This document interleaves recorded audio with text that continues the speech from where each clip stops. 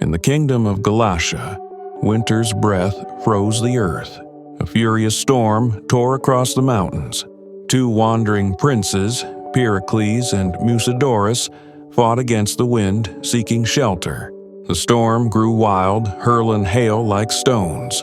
They found refuge in a hollow rock, a rough shield against the storm's rage. But within that rocky shelter, they heard voices.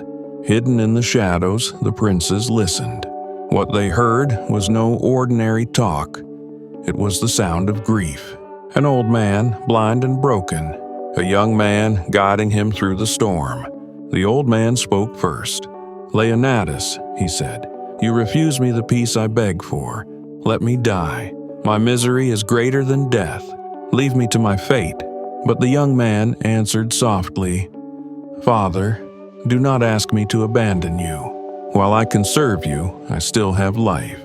The princes, moved by these words, stepped forward and asked who they were. The young man bowed and said, "Strangers, you do not know our sorrow. My father was once the rightful king of Paphlagonia. His own son, my brother, betrayed him, stole his crown and took his sight. He now wanders, blind and fallen, hunted in his own land."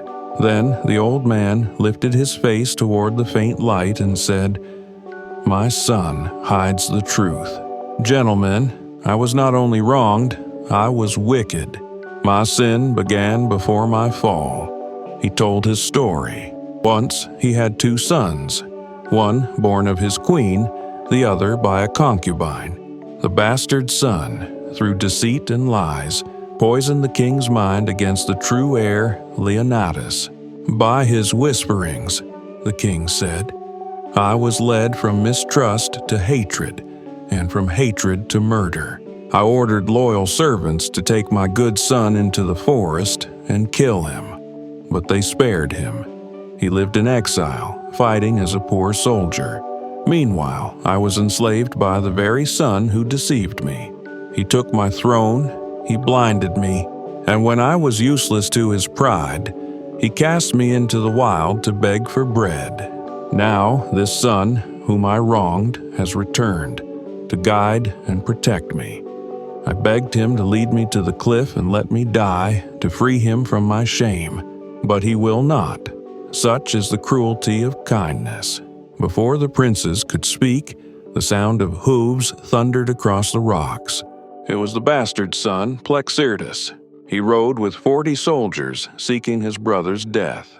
Leonatus drew his sword, his only weapon. The old king cried out in terror, but before the soldiers could strike, the two princes rushed forward, blades drawn. The battle was fierce, sparks flew. Swords clashed, snow turned red. Leonatus fought with desperate courage. Pericles and Musidorus stood by his side. Their valor turned the tide, but the enemy was many. They began to fall back. Then, from the east, a new force charged in. The king of Pontus, a friend to the princes, had come with 100 horsemen, guided by a dream that warned of danger. Together, they drove Plexirtus and his men into retreat. In the following days, the princes helped Leonatus raise an army. The people, once silenced by fear, rose up against the tyrant. The blind king, his heart both broken and healed, placed the crown upon his son's head. He kissed him and said, "My son, may your reign wash away my sin." Then, with tears still wet upon his face, the old king's heart gave way. He died, his soul at last freed from guilt. Leonatus, now rightful king, besieged the castle where Plexirtus hid. But Plexirtus was not only wicked, he was clever. He confessed, he cursed his own ambition. He painted his guilt in such dark colors that pity seemed almost a virtue. Leonatus, noble and gentle, forgave him. He spared the man who had blinded their father and stolen the crown. The servants who had carried out the cruel orders were executed. Plexirtus lived.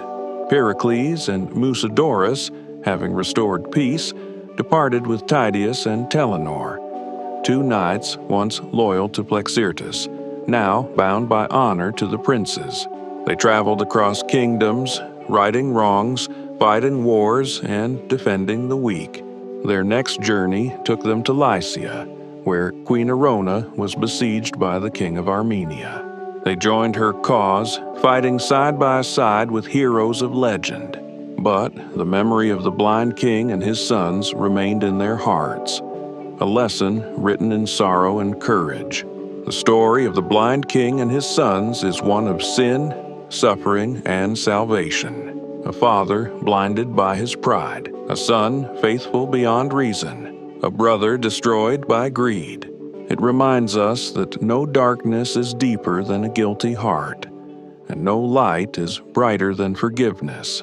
Power fades, pride breaks, but virtue endures.